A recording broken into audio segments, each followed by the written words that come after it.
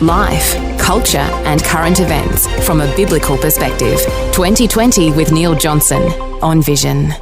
Alex Cook, a special welcome back to 2020. Thanks, Neil. Great to be with you.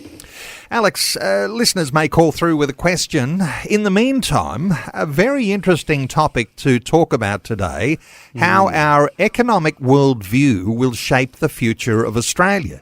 Now, we have certain worldviews that we know economically and politically prevail, and then we have our Christian worldview in the midst. Give us your insights here into the competing political and economic worldviews that you'd see in Australia right now. Well, look, the two main views that are talked about mostly in the media are capitalism and socialism. So probably important to define those two. The predominant difference between them is around ownership. Who owns and controls the assets? In a capitalist society, the means of production and consumption are owned by private individuals, whereas in a socialist type society, it's more government control and large cooperatives. So that's the predominant difference. I would use the word freedom really to define the distinct difference between them. In a capitalist society, you have more freedom to make choices about what you will do with the money that you've got. In a social society, it's much more controlled with the view that it's being done for the greater good. So socialist societies talk a lot more about equality and distributing things according to people's need, whereas capitalism is more about the free market and market forces determining what you're going to earn and so forth. But I think the other big thing though, and this really I think separates them in terms of the creation of a prosperous society, is around competition. You know, in a capitalist society, you encourage free market competition between businesses, which encourages people to be efficient and innovative. In a socialist society, there's no need for that. There's much less incentive. You're not going to get the rewards for your competition or being efficient or being innovative. So it does become quite different, and therefore the outcomes over time become very different. But I think it's very important, though, to understand the distinctions between the two. And I use the word freedom particularly to separate them, because I think one is a lot more leaning towards a free society where you make choices, and socialism is much more government-controlled and coerced as well. But it's fair to say that there's no true capitalist society in the world, and there's no true socialist or communist, if you like, if you want to take it to a more extreme, other than maybe perhaps North Korea, which is very extreme. But there's no real true ones on earth, so to speak.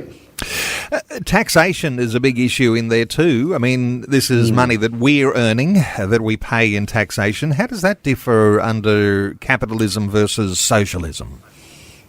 Yeah, so look, obviously tax applies in both cases, but generally speaking with capitalism, it's much more limited, usually around people's incomes, whereas with socialism, taxes are generally much higher, but they're also, it's around redistribution. So those who are earning more have it redistributed to those who are earning less effectively, and it's used to pay for, lots of different public services. There's a famous saying though about where this all leads to from good old Margaret Thatcher. She said the problem with socialism is eventually you run out of other people's money and they keep putting up taxes. But taxes is very much part of that, and generally in a socialist society you would experience much higher taxes in general.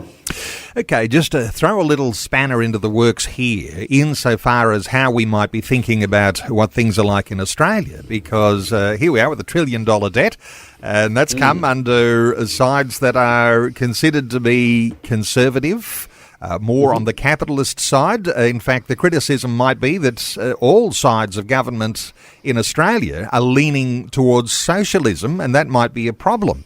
I'll get your thoughts on that, but are any of these isms, whether it be capitalism or socialism, are either of those really aligned to a biblical view, or either of those a little closer to biblical view than the other? I think definitely some are closer to. I say to believers, as a general principle, we should drop the various isms, and we should ask ourselves when governments announce policy, what policies are likely to enable human flourishing. I think that should be our predominant concern as believers. I think, though, to come back to your sort of the first part of your question statement is, where is Australia heading? And I think the reality is the entire Western world, not just Australia, has been on this sort of slow socialist journey as the government is expected to pay for more and more services. These days people are far more demanding of what the government should do for them. And, it's assumed that the government will solve all of our problems.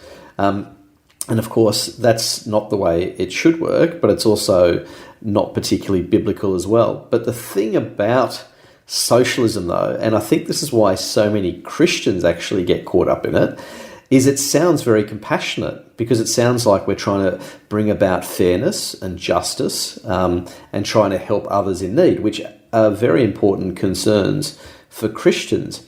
The problem, however, is in the detail and also the factual history. Socialism has caused, massive poverty around the world and starvation. The outcomes of it are factually horrible. And so from a Christian perspective, we've got to say, well, what does work? And there's no question that when you look at, say, the book of Acts, Christians are very clearly meant to help the poor. And that's actually the responsibility of us as believers. It's not to say that the state itself doesn't have a role to play, but when you read the book of Acts, I love, chapter 2 talks about, it says the believers in the early church sold property and possessions. Okay, so firstly, it implies private property ownership, which is less so in a socialist society, much more in a capitalist society. But then it says they sold property and possessions to give to anyone who had need. In other words, it was a voluntary act. You as an individual own your things, whether it's a little or a lot, and you can freely give. And the Christian concept, I think, is one of selfless generosity. So whatever we have, we need to live a generous life out of that. Socialism, though, is much more about control and the government deciding what is right and wrong and where money should go and how things should be done. And as I say, it has a horrible track record around the world. Now, let me use one example, one that I know very well, and that's Argentina. The reason why I know it well is my wife is from Argentina. And what people don't realise about Argentina is that 100 years ago, it was the third richest country in the world. It's the 8th biggest country in terms of land mass, and it's an enormously resource-rich country. But basically, since World War II, it's just getting poorer and poorer and poorer, and it's now, I think, around 80th on the list as far as economic well-being is concerned. And it's because it's pursued this policy of socialism and huge welfare. It's a huge welfare state, but now 42% of the country live in abject poverty in slums. So it's been on this decline from a very prosperous nation to one that's impoverished due to socialism. It's been a disaster. And what ultimately happens in socialist societies, from what I've witnessed, is that it leads to a ruling elite who live very privileged lives, but it also leads to widespread corruption, because the reality is human nature is such that we want to get ahead. We want to do well, we want to own things, we want to innovate, we want to create. And so in a socialist society where those things are limited, it leads to corrupt behaviour. And you see that in a lot of nations around the world that are very socialist. But to come back to the final point here, though, it's really to say that Christians, when it comes to public policy and, if you like, a political economic worldview, we should be concerned with policies that enable people to flourish in life and to do well, to get ahead, to be creative. We have a creative God who wants us to create and has given us the, creative instinct, because we're made in his image, and therefore we need to have policies that allow people to do that. And then you only have to look at America as a perfect example. Whilst I think America's in decline now, the reality is it's been the innovation capital of the world for the last 100 years. It's been amazing. But that's obviously sadly in decline as it turns more and more socialist. And we can talk about some of the crazy things they've done in the last week. Along those lines. And you might say it's quite a clear distinction there between the Republicans under Donald Trump, which was very much more capitalist, to the Biden-led administration, which is very much more socialist. I think that's an obvious. Oh, absolutely. I mean, one of the things that I loved about Trump that he announced before he even ran, back in 2015 or 16, he said this. He said, he wanted to, for every new law that was created, he wanted to repeal two. So what he was trying to do is, reduce the stranglehold of government regulation on people in general, but in particular on business, because to have a flourishing society where you have strong employment, wages growth, all these things, you need people to be able to start businesses, create things and get ahead. And America's done that well, but recently it's turned its back on that, and as you say, under the Democrats. And the big one, obviously, that many listeners will be aware of in the last week is that Joe Biden has announced the forgiveness of student debt to the tune of $10,000 per person and up to $20,000 depending on the particular situation. Now, what's crazy about this is, firstly, it's very misleading. The assumption is that the debt is being forgiven. What's actually been happened is it's been transferred to the taxpayer. So yes, the individual student is having their debt, reduced, but the taxpayer and those that haven't gone to college, and many hardworking Americans who don't have degrees and don't have high-paying jobs, are now expected to foot the bill. So it's actually spreading the load to others, which has a very big moral question mark in itself. I actually think it's deeply wrong, because the reality is those students chose to go to university, chose to do those degrees, and the Bible makes it crystal clear that when you enter into debt, you have a moral responsibility to repay. And so it's not really debt forgiveness at all, it's debt transfer. And it's America's already got $30 trillion in federal debt. Adding more to it like this, I think, is crazy, and it's very unfair on the rest of America who haven't gone to university and who may be doing it tough as it is. I think it's a very unfair policy, and it's very socialist. Let's talk about what will be the inevitable outcome of socialism on the West, because, as you say, it's crept in, and people on the socialist side will say it's inevitable because, hey, we've got it right. But as you say, there are some dreadful consequences to that. I wonder if you've got any thoughts, Alex, of how that flows through in the West, and even how that affects people in the church. Any thoughts here? Yeah, well, look, just to give people an indication of how serious this is, Harvard recently did a poll of young Americans, so those 18 to 29, and 51% of them rejected capitalism, in other words, free market economics, which what they don't understand is what's shaped America and have fueled its progress and made it into the world's superpower. So people actually are not aware of how their prosperity came about. And that's deeply concerning. So in terms of, therefore, the outcomes, therefore, that's going to mean for the West, I think what you're already witnessing it now, but we are going to witness the decline of the middle class. And it's already happening through the cost of living pressures that we're seeing. The other thing that we're seeing a lot of very aggressively in the last couple of months is all the climate change policies coming around the world. My view is many of those will have minimal impact on the environment, but maximum impact on the economy, and particularly, the cost of living, cost of fuel, the cost of food, etc.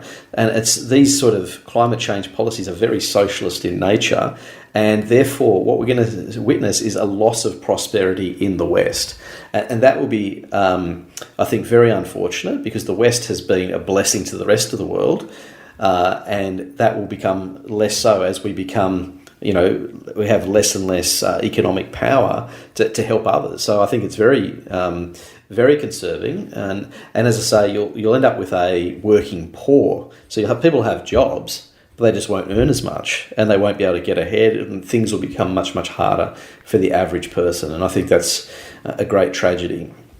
In terms of the church, though... Sorry, I was going to say, in terms of the church, though, it's come into the church too, because, at the end of the day, I think one of the problems we have in the West is a general biblical illiteracy around money in general, despite the fact that the most talked about issue in the Bible is money, I think pastors actually need to address these issues head on, because the problem for the church is socialism is linked to a lack of freedom and more government intervention in everything, which is the last thing we want in our churches. We want our churches to flourish, to be free to preach the gospel, free to associate, free to do things, free to grow, free to help people, etc. Rather than, I think in terms of society's problems, the church is the one that's got to get out there and solve the problems, not relying on the government. And so, but that's going to require an increase in biblical literacy, people getting back to what the Bible says, and pastors being willing to stand up and to speak this into their churches, to actually address these worldviews, because they're very important, and our people in churches are getting impacted by what the world's saying, and they're not necessarily hearing the biblical informed view as they should. And if the churches do nothing, if Christians don't get a grasp on how this all works, as we come back to what we were talking about at the beginning of the conversation, our worldview about economics actually affecting the outcomes for our future. And so what I think I hear you saying here, Alex, is that Australia is in danger of moving more deeply into socialism, but that has consequences. But a biblical view of economics and how that works can actually help to soften the impact or change the outcome of that. Absolutely, and I think that's our responsibility. As believers, we have enormous value to bring into our society. As the world, the Western world drifts further and further from God, there will be horrible consequences of that. And we've been seeing that now for years with all the various policies, whether you talk about, abortion, euthanasia, all these policies are the direct outcome of a society turning its back on God. So as believers, though, we can speak into this and actually show people what will make a prosperous and healthy society. And it's not one that's dependent on the state. It's one that is where individuals are enabled to flourish, to get ahead, to build families, to build businesses, to make progress, to innovate and create in the way that God intended it for us to do. Now, it won't be perfect this side of heaven. We live in a fallen world. But as believers, we can speak into this. And I think we have a responsibility, because we don't want poverty. We want prosperity. So we want to speak into the situation and really encourage people to think very carefully about the worldviews that they're adopting, because that will have a profound impact on Australia and the West in general going forward. Well, Alex Cook, always great wisdom. And let me connect listeners to Alex Cook, the founder of Wealth with Purpose, our regular Ask Alex segment at this time on a Tuesday. You can connect with Alex at wealthwithpurpose.com. And it's on that website you'll find lots of free resources, ebooks, the My Toolkit, free videos. There's podcast content there that you're able to access and be able to inform yourself about issues around a biblical view on finance. You can follow Alex on Facebook and on Twitter. There's even an Ask Alex at wealthwithpurpose.com email if you have a question that you'd like to see addressed in this segment. Alex Cook, wonderful insights once again. Thank you so much for taking some time to share them with us today on 2020. Thanks, Neil. My pleasure. Great to be with you. Thanks for taking time to listen to this audio on demand from Vision Christian Media.